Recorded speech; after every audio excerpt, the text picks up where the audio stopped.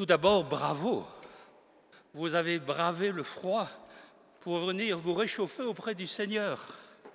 Je suis sûr qu'il en est ravi. Donc bonjour à tous. L'initiative de ce concert, vous l'aurez compris, s'inscrit dans la dynamique du 675e anniversaire de la Congrégation des Pauvres Sœurs de Mons. Près de 7 siècles pendant lesquels, animés d'une foi profonde en Dieu, quelques religieuses belges ont gardé éveillé le souci de se mettre au service des corps souffrants. Nous pensons entre autres aux épidémies, aux guerres que notre pays a traversées, sans oublier la création d'hôpitaux, d'écoles, d'un service résidentiel pour personnes porteuses de handicap à Ciney, de maisons de repos ou bien encore du service d'entraide Foyer Saint-Augustin qui ne vit que de dons et fonctionne grâce à une équipe de 60 bénévoles. Comment ne pas être sensible à cette maman SDF qui partageait que les petits déjeuners que nous organisons étaient parfois le seul repas qu'elle prenait sur la journée, privilégiant le soin de ses enfants. Ou bien encore le seul moment de la journée où il est possible de parler avec quelqu'un. Voyez le programme qui vous en dit plus sur l'œuvre du foyer. Et je voudrais saluer particulièrement tous ceux qui d'entre eux sont parmi nous. Merci d'être là.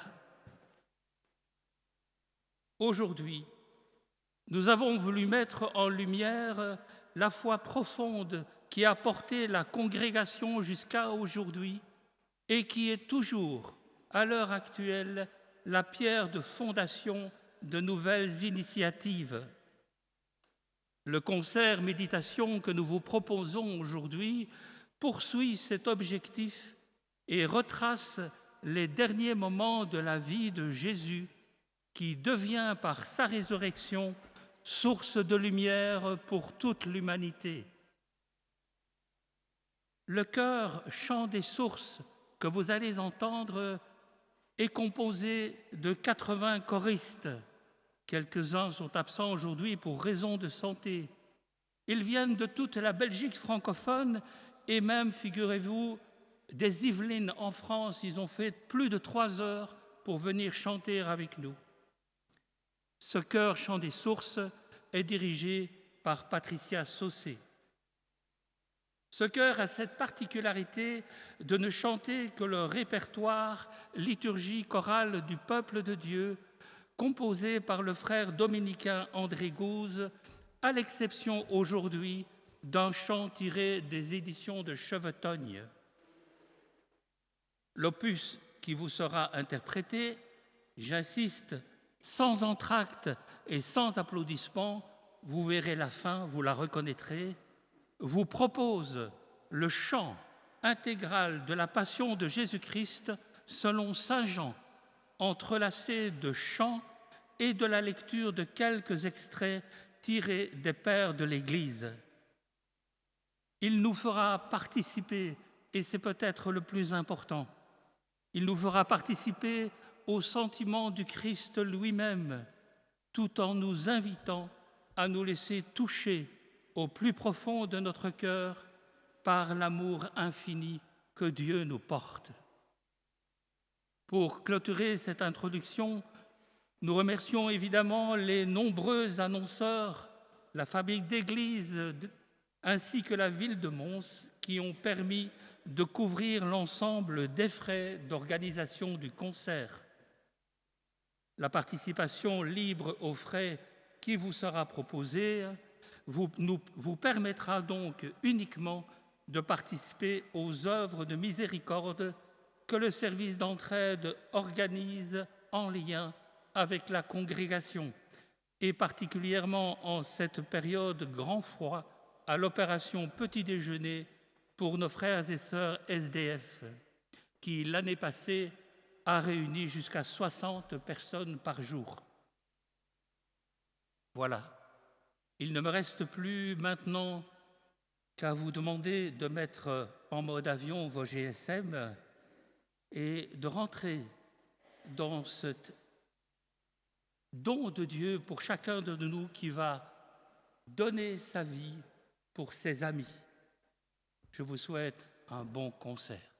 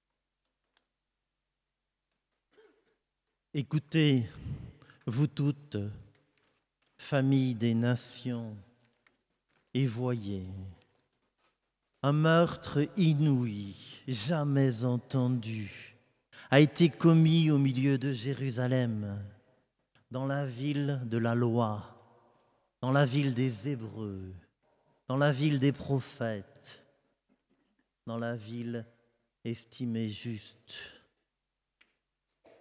Et qui a été tué? Qui est le meurtrier?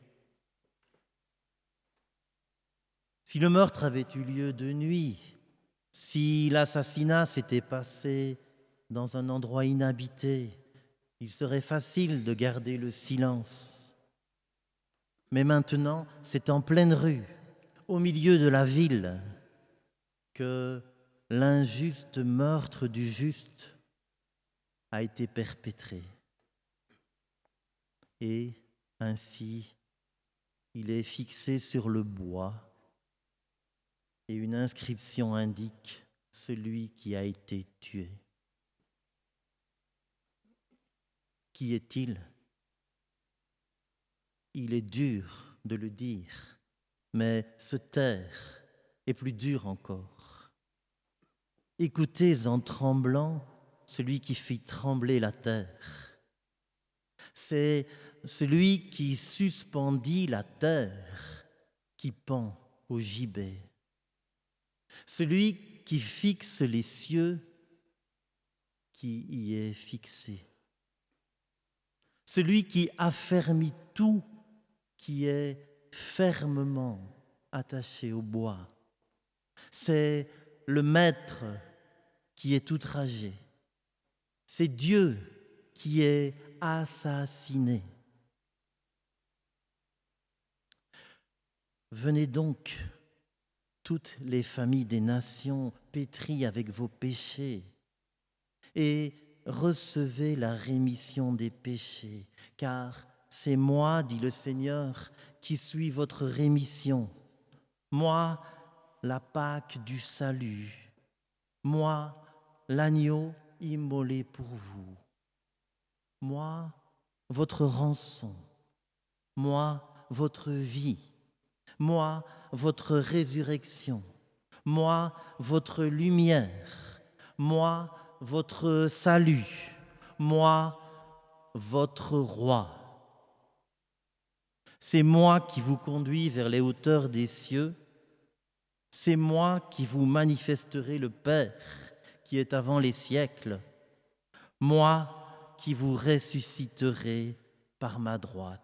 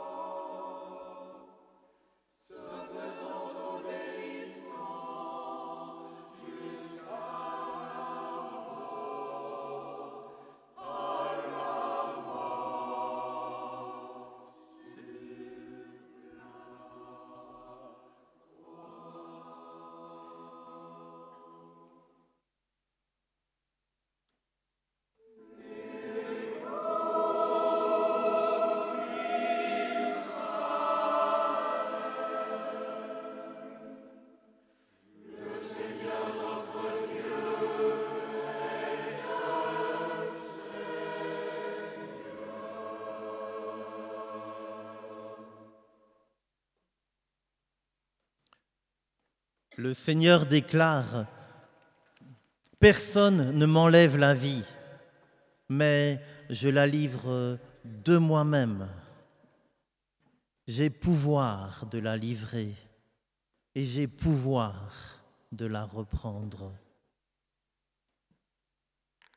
Le maître de toutes choses n'attend pas d'être contraint par la trahison ou l'attaque criminelle des Juifs ou le jugement inique de Pilate pour inaugurer et provoquer le salut de tous les hommes. Au contraire, il anticipe cette attaque de manière indicible par son sacrifice. Et invisible aux hommes, il s'est livré lui-même en offrande et victime pour nous, lui le prêtre, et en même temps l'agneau de Dieu qui enlève le péché du monde. Quand donc cela a-t-il eu lieu? Lorsqu'il a rendu mangeable son corps et buvable son sang pour ses apôtres. Il est tout à fait clair, en effet, que personne n'aurait pu manger cet agneau si celui-ci n'avait pas été immolé auparavant.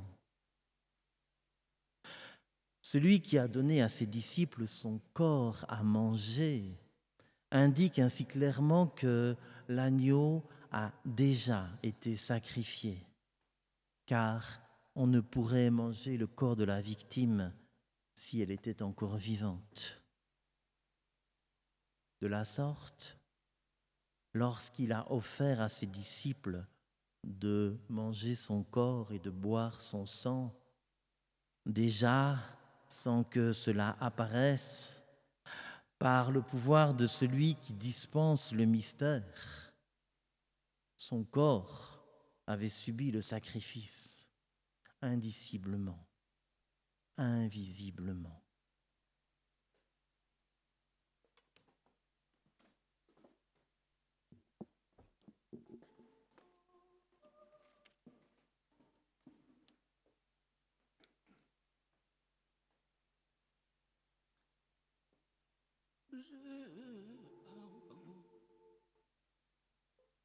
J'ai désiré d'un grand désir, manger cette Pâque avec vous, avant de souffrir.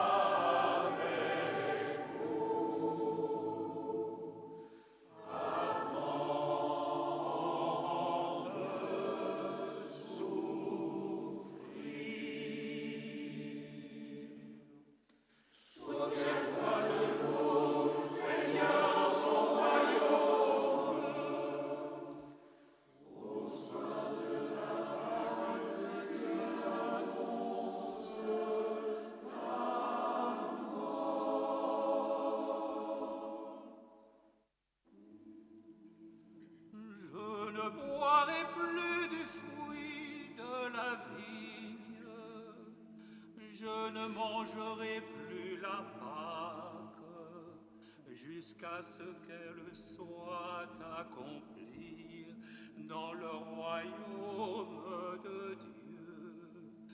Voici que mon heure est venue de passer de ce monde au Père.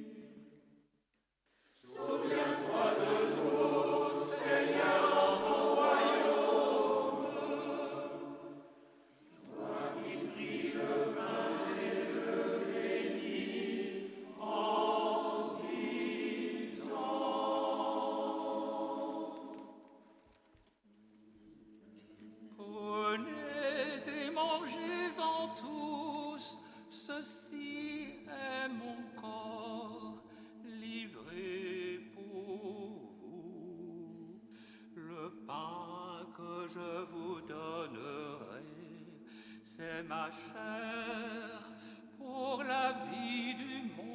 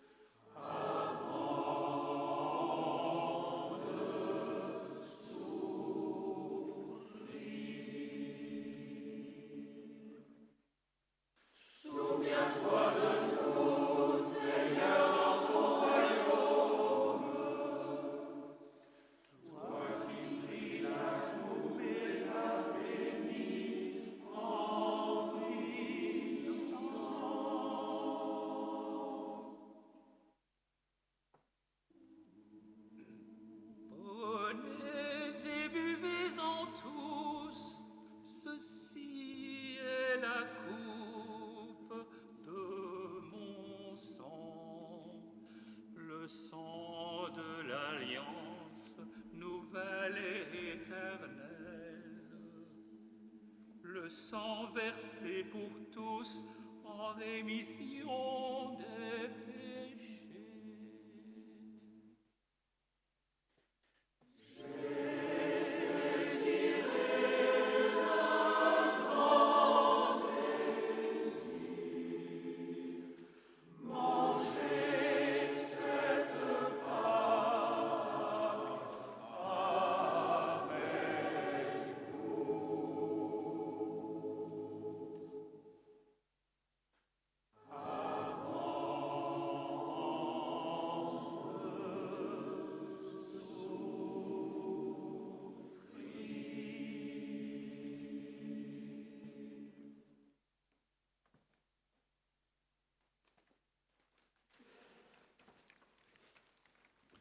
Le Christ n'a pas pris de l'incarnation seulement l'apparence, il en a pris la réalité. Il devait donc aussi prendre la douleur afin de triompher de la tristesse et non de l'écarter. On ne saurait être loué pour son courage si l'on n'a connu des blessures que l'étonnement sans la douleur. Homme de douleur et connu de la souffrance, il a voulu nous instruire. L'histoire de Joseph nous avait appris à ne pas craindre la prison. Dans le Christ, nous apprenons à vaincre la mort, mieux encore, à vaincre l'angoisse de la mort à venir. Aussi bien, comment t'imiterions-nous, Seigneur Jésus, si nous ne te suivions dans ton humanité, si nous ne croyions que tu es mort, si nous n'avions vu tes blessures? Comment les disciples auraient-ils cru qu'il allait mourir s'ils n'avaient vu l'angoisse d'un mourant?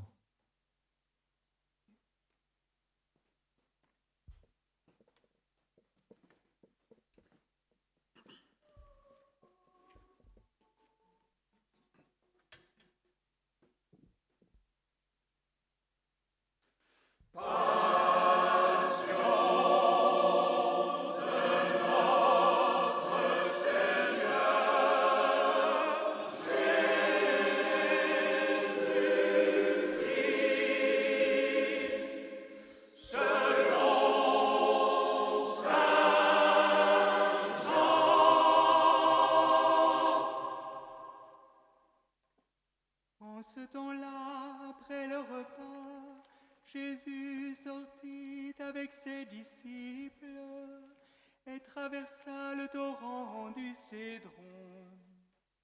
Il y avait là un jardin dans lequel il entra avec ses disciples. Judas qui le livrait connaissait l'endroit lui aussi, car Jésus y était souvent venu avec ses disciples.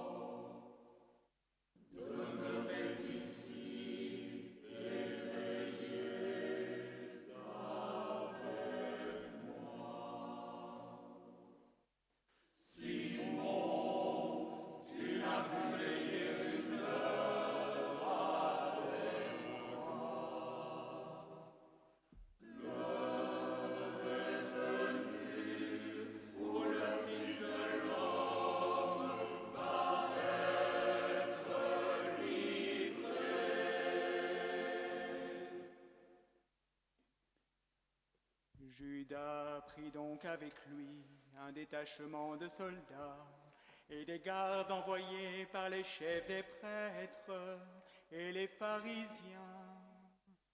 Ils avaient des lanternes, des torches et des armes. Alors Jésus, sachant tout ce qui allait lui arriver, s'avança et leur dit: Qui cherchez-vous?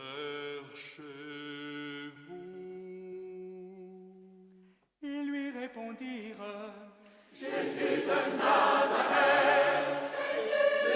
Jésus de Nazareth. Il leur dit: Je suis Jésus de Nazareth.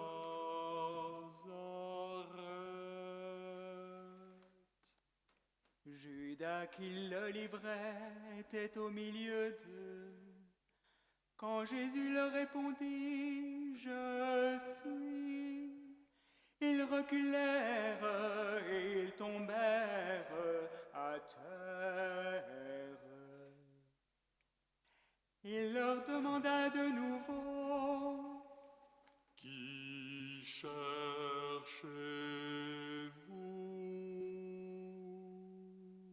Ils dirent: Jésus de Nazareth. Jésus de Nazareth. Jésus leur dit: Je vous l'ai dit, je le suis. Si c'est bien moi que vous cherchez, cela laissez-les partir. Ainsi s'accomplissait la parole qu'il avait dite: Je n'ai perdu aucun de ceux que tu m'avais donnés. Alors Simon-Pierre, qui avait une épée, la tira du fourreau. Il frappa le serviteur du grand prêtre et lui coupa l'oreille droite.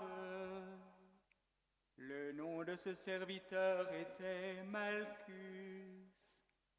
Jésus dit à Pierre: Remets ton épée au fourreau. Est-ce que je vais refuser la coupe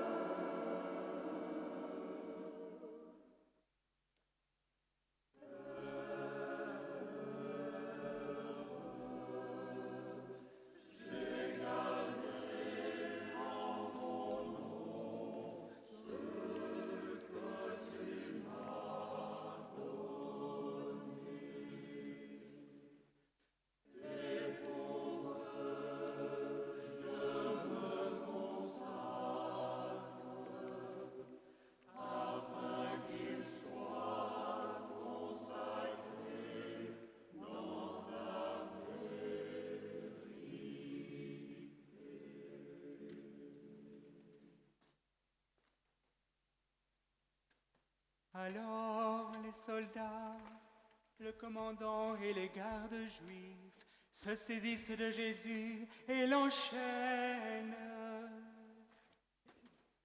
Ils l'emmenèrent d'abord chez Anne, beau-père de Caïphe, le grand prêtre de cette année-là. C'est Caïphe qui avait donné aux Juifs cet avis. Il vaut mieux qu'un seul homme meure pour tout le peuple. Simon-Pierre et un autre disciple suivaient Jésus. Comme ses disciples étaient connus du grand prêtre, il entra avec Jésus dans la cour de la maison du grand prêtre. Mais Pierre était resté debout près de la porte. Alors l'autre disciple, celui qui était connu du grand prêtre, sortit, dit un mot à la jeune servante qui gardait la porte et fit entrer Pierre. La servante dit alors à Pierre: N'es-tu pas toi aussi un des disciples de cet homme?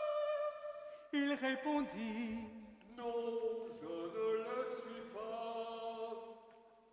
Les serviteurs et les gardes étaient là. Comme il faisait froid, ils avaient allumé un feu pour se réchauffer. Pierre était avec eux et se chauffait lui aussi. Or, le grand prêtre interrogeait Jésus sur ses disciples et sur sa doctrine. Jésus lui répondit: J'ai parlé au monde ouvertement.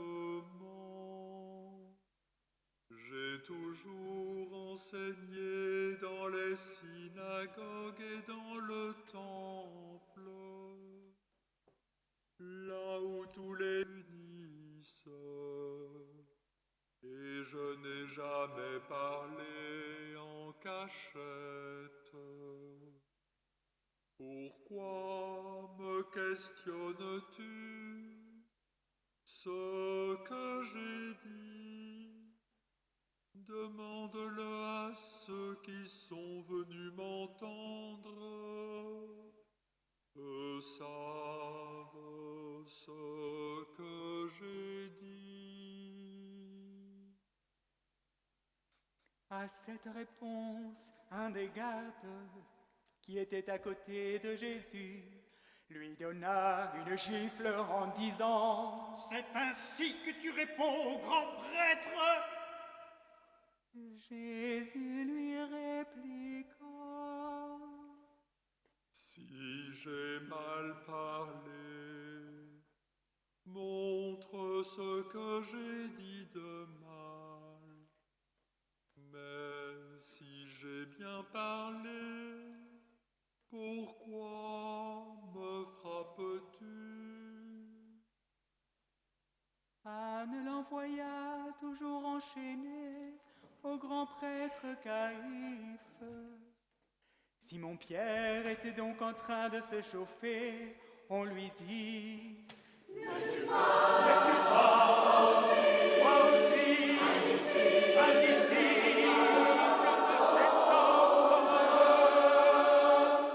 Il répondit: Non, je ne le suis pas. Un des serviteurs du grand prêtre, parent de celui à qui Pierre avait coupé l'oreille, insista: Est-ce que je ne t'ai pas vu moi-même dans le jardin avec lui? Encore une fois, Pierre nia. À l'instant, le coq chanta.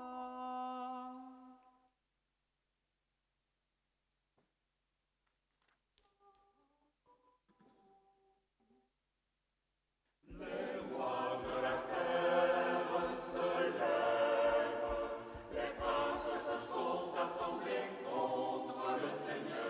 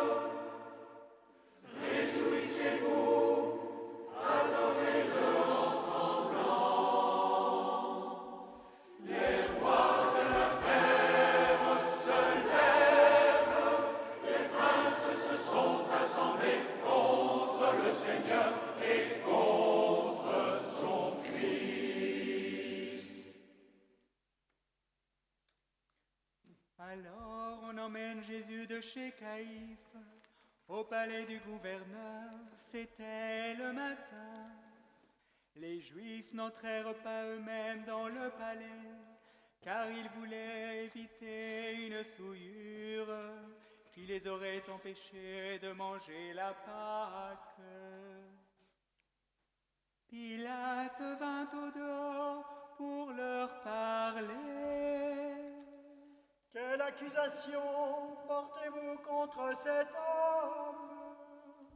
Ils lui répondirent: S'il ne s'agissait pas d'un malfaiteur, nous ne te l'aurions pas livré, nous ne te l'aurions pas livré. S'il ne s'agissait pas d'un malfaiteur, nous ne te l'aurions pas livré, nous ne te l'aurions pas livré. Pilate leur dit: Reprenez-le et jugez-le vous-même, suivant votre loi. Les Juifs lui dirent: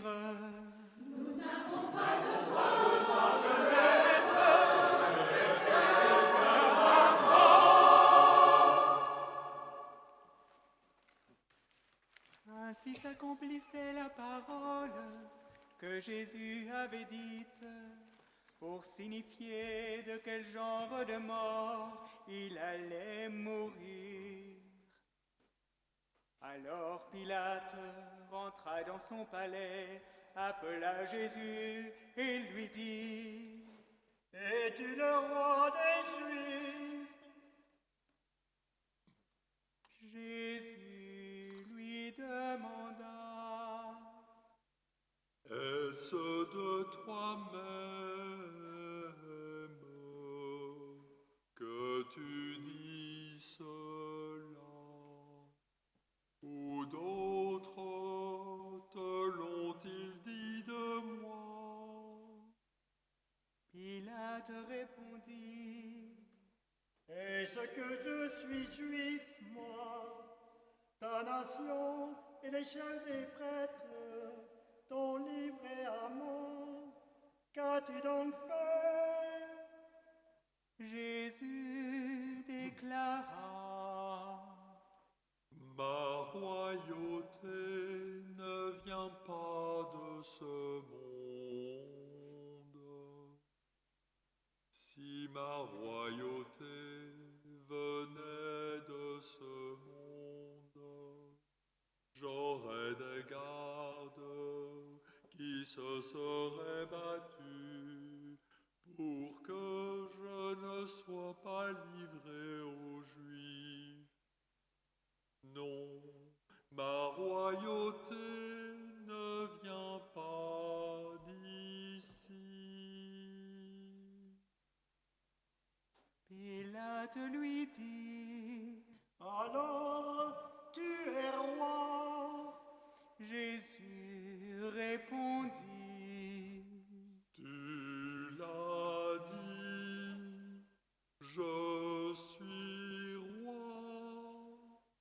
Je suis né, je suis venu dans le monde.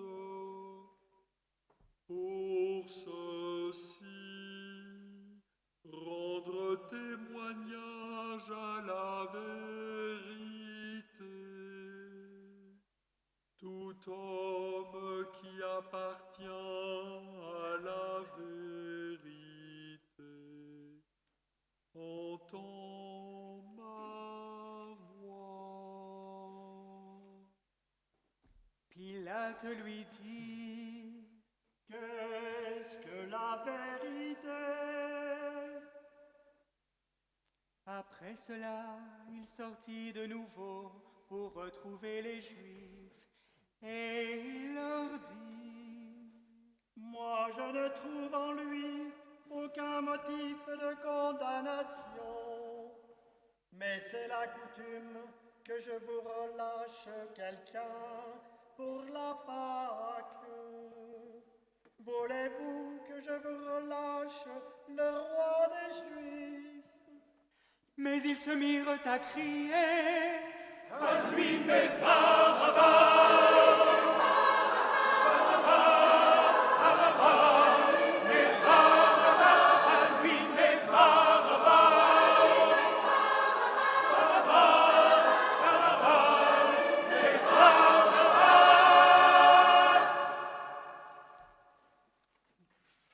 Barabbas était un bandit.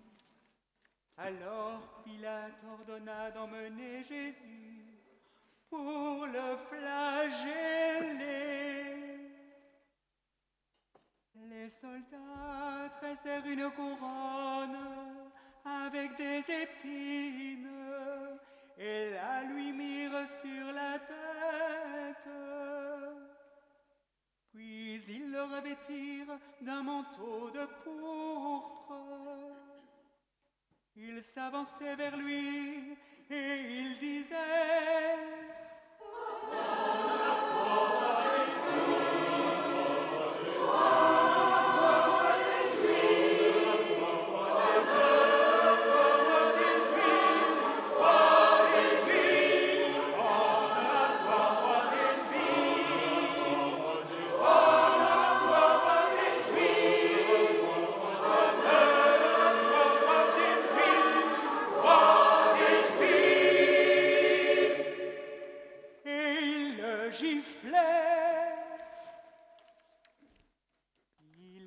sortit de nouveau pour dire aux Juifs: Voyez, je vous l'amène dehors pour que vous sachiez que je ne trouve en lui aucun motif de condamnation. Alors Jésus sortit, portant la couronne d'épines et le manteau de pourpre. Et Pilate leur dit: Voici l'homme.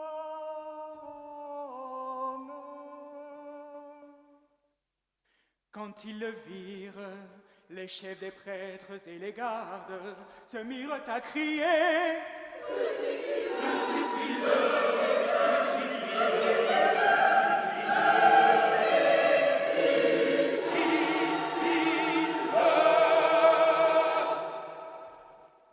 Pilate leur dit: Reprenez-le et crucifiez-le vous-même. Moi, je ne trouve en lui aucun motif de condamnation. Les Juifs lui répondirent: Nous avons une loi, et suivant cette loi, il doit mourir, il doit mourir. Parce qu'il s'est proclamé Fils de Dieu. Quand Pilate entendit ces paroles, il redoubla de crainte. Il rentra dans son palais et dit à Jésus: D'où es-tu? Jésus ne lui fit aucune réponse.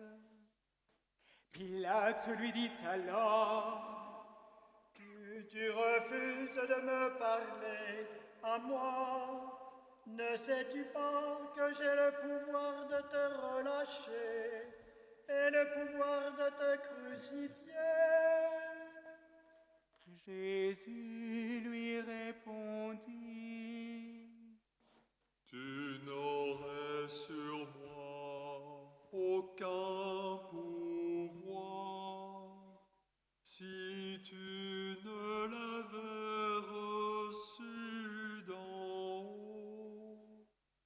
Ainsi celui qui m'a livré est chargé d'un péché plus grave.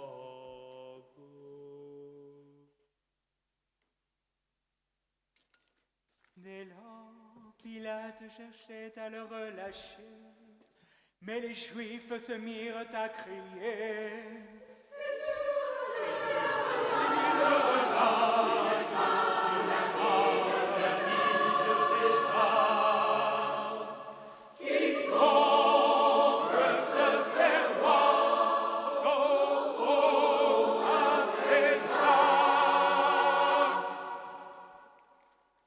En entendant ces paroles, Pilate amena Jésus au dehors.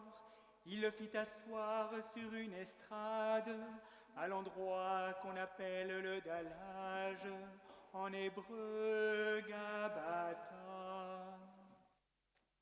C'était un vendredi, la veille de la Pâque, vers midi. Pilate dit aux Juifs: Voici votre roi. Alors ils crièrent: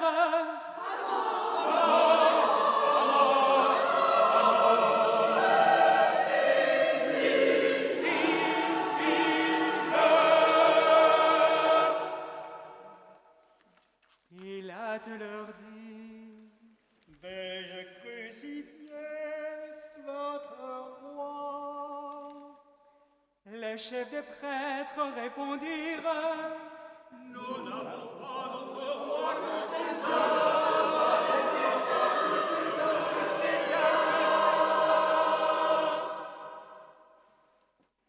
Alors il leur livra Jésus pour qu'il soit crucifié.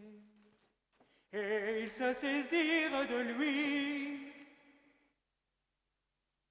Jésus, portant lui-même sa croix, sortit en direction du lieu dit en hébreu Golgotha, nom qui se traduit calvaire, c'est-à-dire crâne. Là, ils le crucifièrent,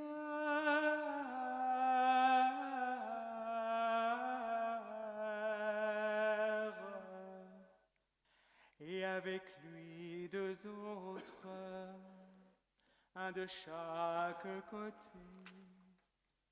Et Jésus au milieu.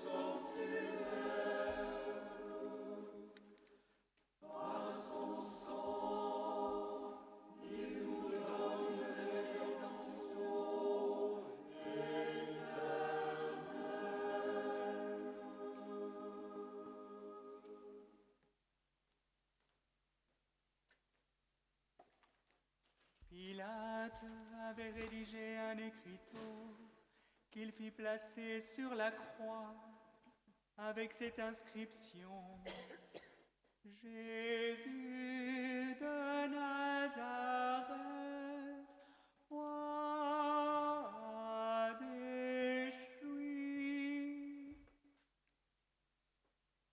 Comme on avait crucifié Jésus dans un endroit proche de la ville, beaucoup de Juifs lurent cet écriteau qui était libellé en hébreu, en latin et en grec. Alors les prêtres des Juifs dirent à Pilate: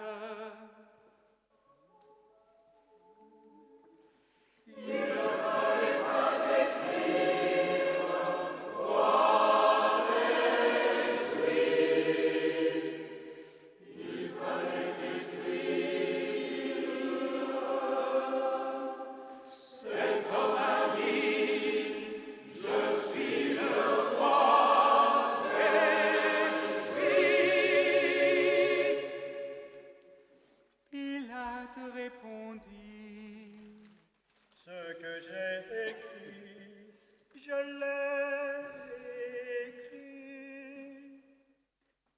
Quand les soldats eurent crucifié Jésus, ils prirent ses habits, ils en firent 4 parts, une part pour chacun.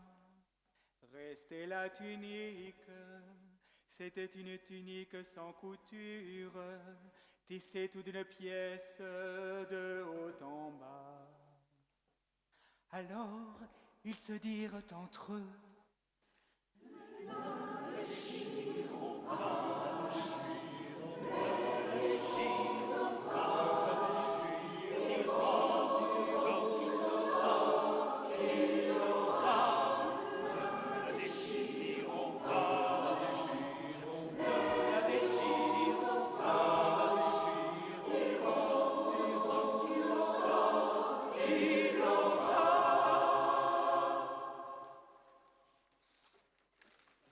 Ainsi s'accomplissait la parole de l'Écriture. Ils se sont partagés mes vêtements, ils ont tiré au sort ma tunique. C'est bien ce que firent les soldats. Or, près de la croix de Jésus se tenait sa mère. Avec elle, la sœur de sa mère, Marie, femme de Cléophas, et Marie-Madeleine. Jésus, voyant sa mère, et près d'elle, le disciple qu'il aimait, dit à sa mère: Femme, voici ton fils. Puis il dit aux disciples: Voici ta mère. Et à partir de cette heure-là, le disciple l'a pris chez lui. Après cela, sachant que désormais toutes choses étaient accomplies, et pour que l'Écriture s'accomplisse jusqu'au bout, Jésus dit: J'ai soif. Il y avait là un récipient plein d'une boisson de vinaigre. On fixa donc une éponge remplie de ce vinaigre à une branche d'hysope, et on l'approcha de sa bouche. Quand il eut pris le vinaigre, Jésus dit: Tout est accompli. Oui,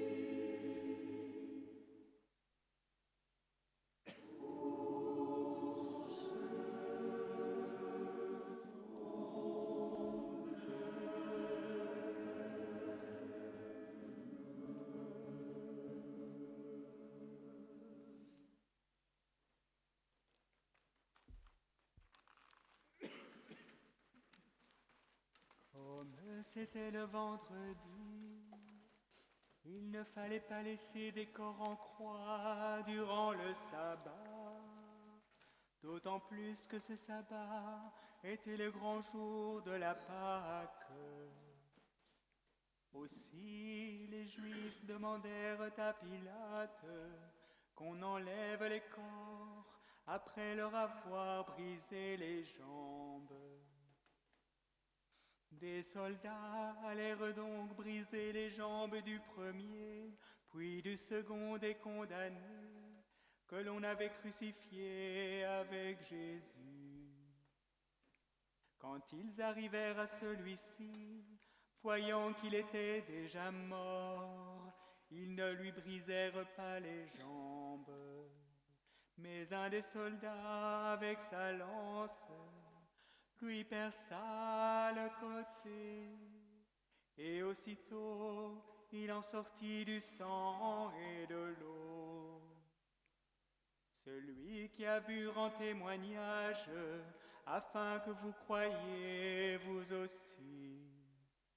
Son témoignage est véridique, et le Seigneur sait qu'il dit vrai. Tout cela est arrivé afin que cette parole de l'Écriture s'accomplisse. Aucun de ces os ne sera brisé. Et un autre passage dit encore, ils lèveront les yeux vers celui qu'ils ont transpercé.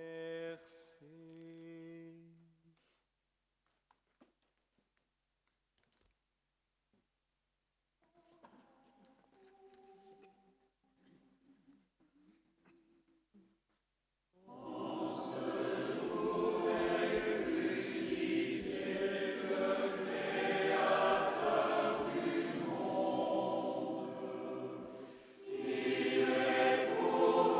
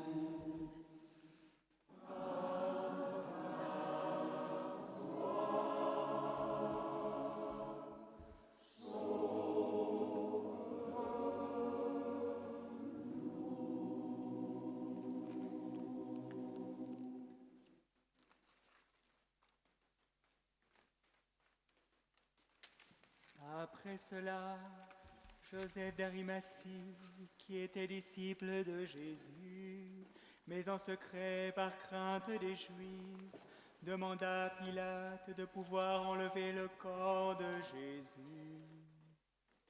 Nicodème, celui qui, pour la première fois, était venu trouver Jésus pendant la nuit, vint lui aussi, apportant un mélange de myrrhe et d'aloès, pesant environ 100 livres.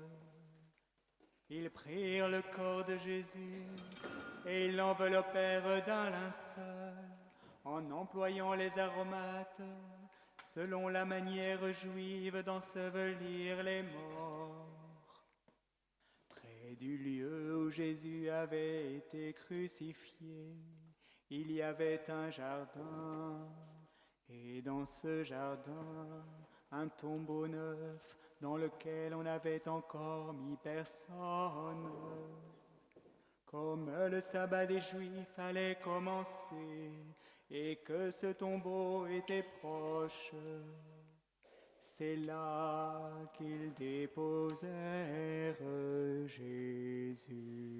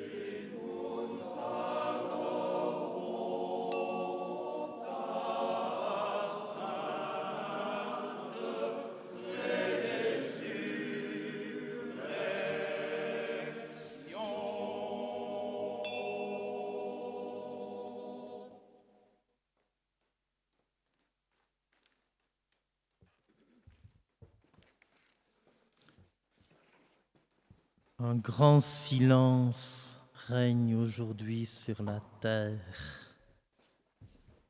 Un grand silence et une grande solitude. Un grand silence parce que le roi dort. La terre a tremblé et s'est calmée parce que Dieu s'est endormi dans la chair et qu'il est allé réveiller ceux qui dormaient depuis des siècles. Dieu est mort dans la chair et les enfers ont tressailli. Dieu s'est endormi pour un peu de temps et il a réveillé du sommeil ceux qui séjournaient dans les enfers.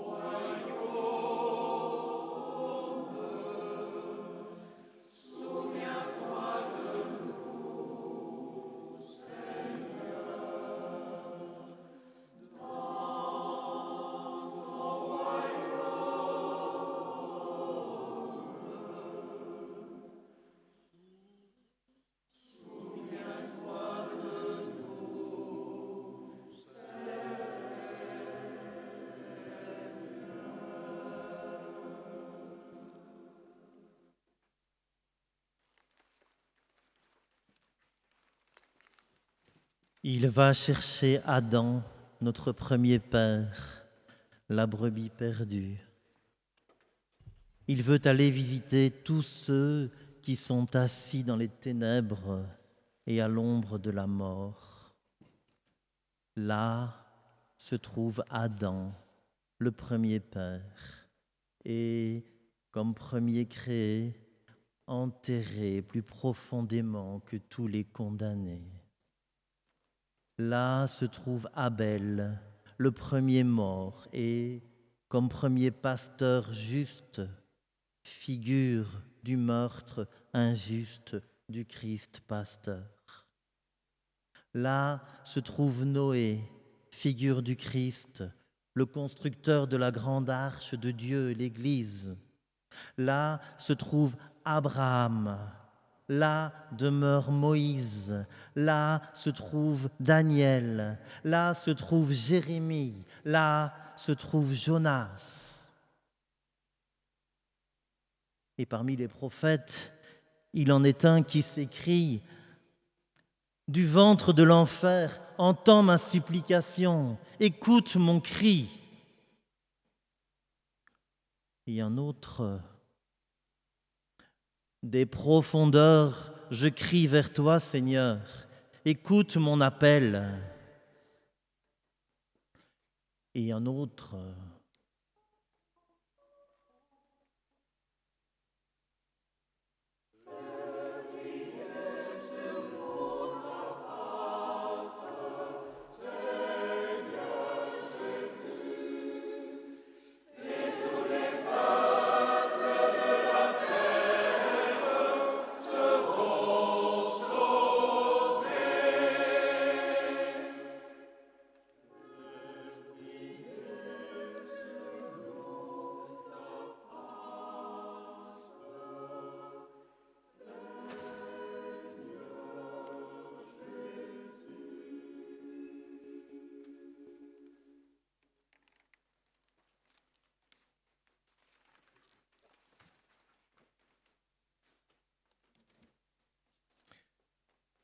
Mais, comme par son avènement, le Seigneur voulait pénétrer dans les lieux les plus inférieurs, Adam, en tant que premier père et que premier créé de tous les hommes, et en tant que premier mortel, lui qui avait été tenu captif plus profondément que tous les autres et avec le plus grand soin, entendit le premier le bruit des pas du Seigneur qui venait vers les prisonniers. Et il reconnut la voix de celui qui cheminait dans la prison et s'adressant à ceux qui étaient enchaînés avec lui depuis le commencement du monde, il parla ainsi. « J'entends les pas de quelqu'un qui vient vers nous. »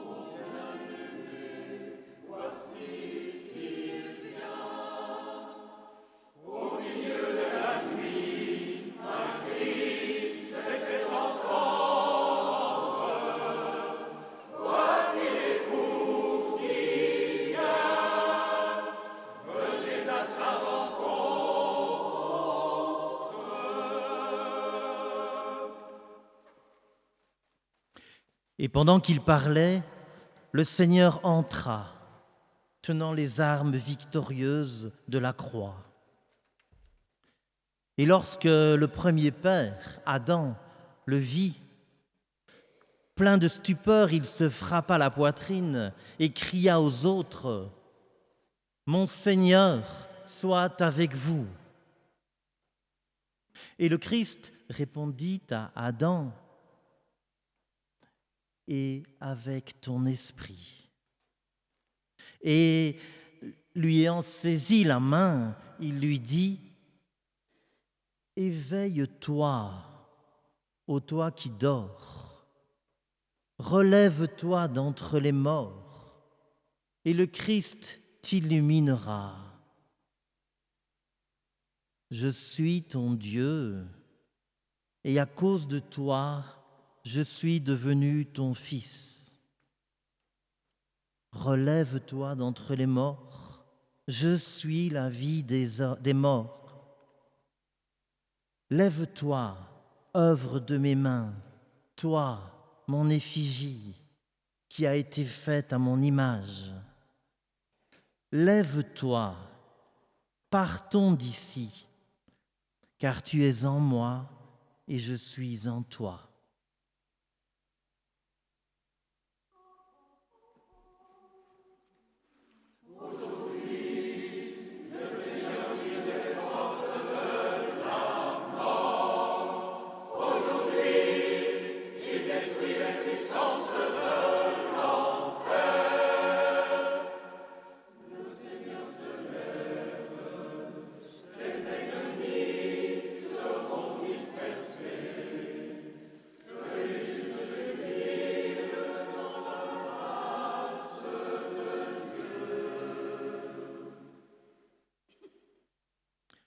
Adam se lèvera, et Abel sera sain et sauf. Et ceux que la mort avait dévorés et qui gémissaient sous sa coupe s'exclament, « Mort, où est ta victoire ? Enfer, où se trouve ton aiguillon ? Que dis-tu de cela ? Toi qui regardes la croix avec mépris et te moques de la passion. Tu ris de la mort, tu montres le tombeau du doigt, mais fais donc aussi attention à la victoire.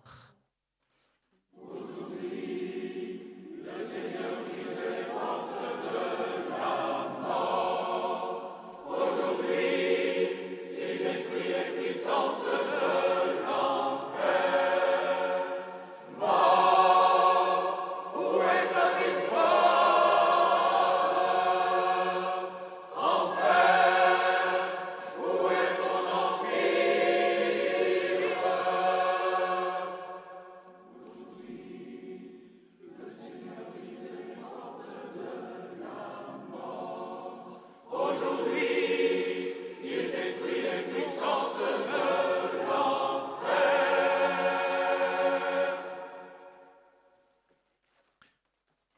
ô passion, purification de l'univers, ô mort, principe d'immortalité, descente aux enfers qui jette un pont pour les morts, afin qu'ils puissent passer au royaume de la vie, ô clou qui fixe le monde à Dieu et transperce la mort, ô épine, fruit de la vigne mauvaise, fiel qui donne la douceur de la foi, éponge qui lave le monde de son péché, roseau qui inscrit les fidèles sur le livre de vie, signe de contradiction. Christ, force de Dieu, sagesse de Dieu, comme dit l'apôtre. Ce qui est fou pour Dieu est plus sage que le monde. Il a détruit la mort, dépouillé les enfers, rendu la vie à ceux qui étaient morts. À lui, la gloire et la puissance pour les siècles des siècles.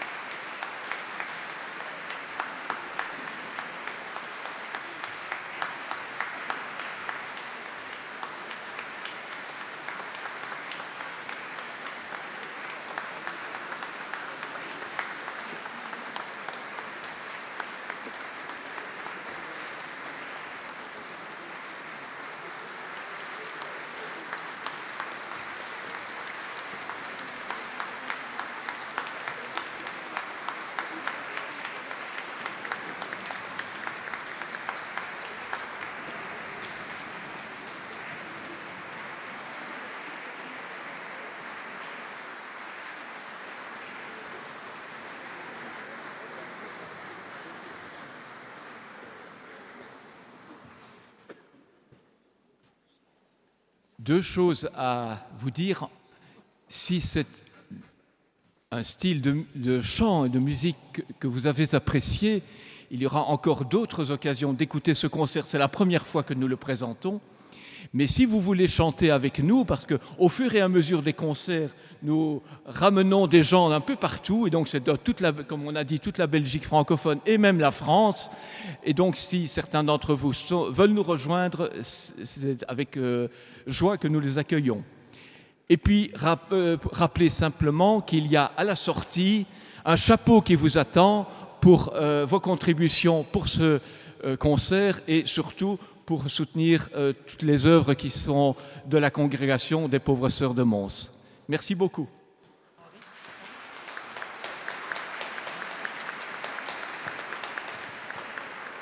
Et il y a une troisième chose, c'est évidemment de remercier notre chef, Patricia.